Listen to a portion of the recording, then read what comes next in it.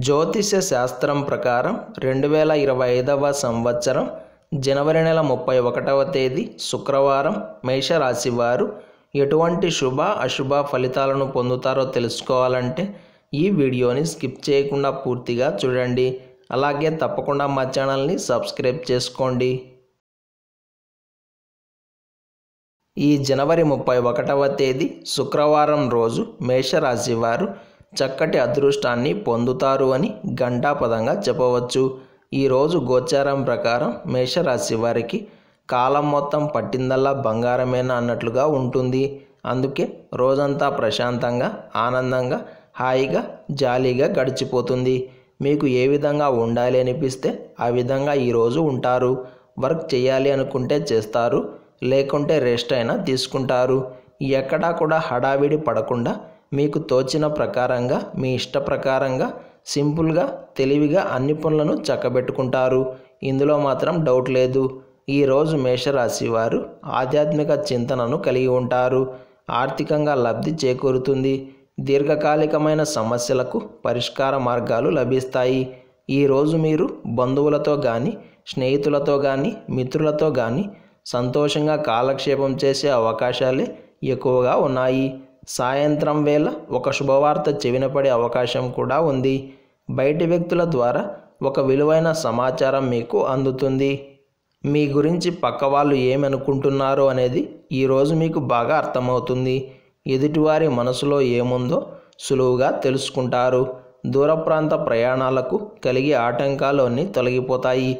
ఏదైనా పని చేయాలన్నా ఒక నిర్ణయం తీసుకోవాలి అన్నా ఒకటికి రెండుగా ఆలోచనలు చేసి ఆ తరువాత ముందడుగు వేస్తారు.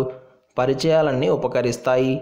ఏదైనా సహాయం కావాలంటే చెయ్యి అందించేవారు తప్పకుండా ఉంటారు. ప్రేమలు ఫలప్రదం అవుతాయి. స్నేహాలు మరింతగా బలపడతాయి. మొత్తం మీద మేషరాశి వారు ఈ రోజంతా బ్రహ్మాండమైన శుభాలను పొందబోతున్నారు అని చెప్పవచ్చు. ఈ శుక్రవారం రోజు మేషరాశి వారు నీలం రంగు దుస్తులను ధరించకండి. దత్తాత్రేయ వజ్రకవచ స్తోత్రాన్ని పారాయణం చేయండి. ఈ శుక్రవారం రోజున ఉన్నటువంటి తిథి విదియ, నక్షత్రం శతభిష నక్షత్రం, రాహుకాలం ఉదయం 10:30 నుండి 12 వరకు, యమగండం మధ్యాహ్నం 12 గంటల నుండి 1:30 వరకు, దుర్ముహూర్తం ఉదయం 9:07 నుండి 9:52 వరకు, తిరిగి మధ్యాహ్నం 12:52 నుండి 1:37 వరకు. అలాగే ఈ రోజు యొక్క శుభ సమయాలు మధ్యాహ్నం 2:10 నుండి 2:40 వరకు.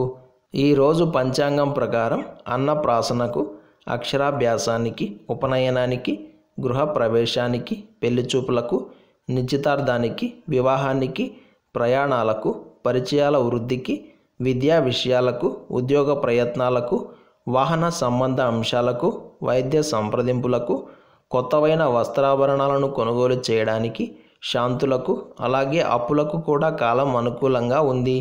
ఈ రోజంతా శుభప్రదంగా సాగడానికి చక్కగా లక్ష్మీ కవచ స్తోత్రాన్ని పారాయణం చేసి అమ్మవారికి పసుపు మరియు కుంకుమలను సమర్పించి పూజ పూర్తయ్యాక పసుపును బొట్టుగా పెట్టుకొని ఆ తరువాత దినచర్యను ప్రారంభం చేస్తే అంతా శుభమే కలుగుతుంది.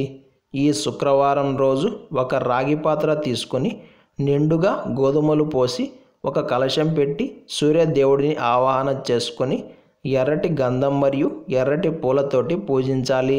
ఇలా ఎవరైతే శాస్త్రం ప్రకారం పూజ ఆచరిస్తారో వారికి తప్పకుండా సూర్యలోక ప్రాప్తి కలుగుతుంది అని పురాణాలు చెబుతున్నాయి.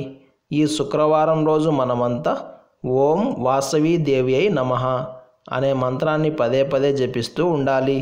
ఈరోజు సాయంత్రం బియ్యం పిండిలో కొంచెం కుంకుమ వేసి ప్రమిదలు చేసి లక్ష్మీదేవి ముందు పెట్టి నెయ్యితో దీపం వెలిగించాలి. అలాగే గంధం మరియు ఎర్రటి పుష్పాలతో పూజించి కుంకుమతో అమ్మవారిని అలంకరించాలి. ఇలా చేస్తే మీ ఇంట బంగారం తాకట్టు పెట్టాల్సిన అవసరం ఉండదు. లక్ష్మీ అష్టకం పారాయణం చేస్తే అంతా శుభమే కలుగుతుంది. ఇలాంటి సమాచారం ప్రతిరోజు మీకు వీడియో రూపంలో అందాలంటే వెంటనే మా ఛానల్ని సబ్స్క్రైబ్ చేయండి.